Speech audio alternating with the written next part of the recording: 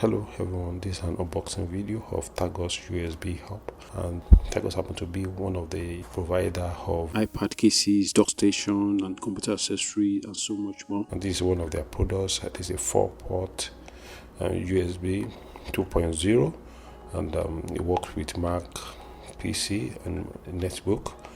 And let's get into the box. So at the back of the case, they specify AC adapter is not required. You just need to plug it into your 2.0 USB port and it will power it automatically, and you can connect up to 4 devices into this hub and it will work perfectly. So let's get into the box.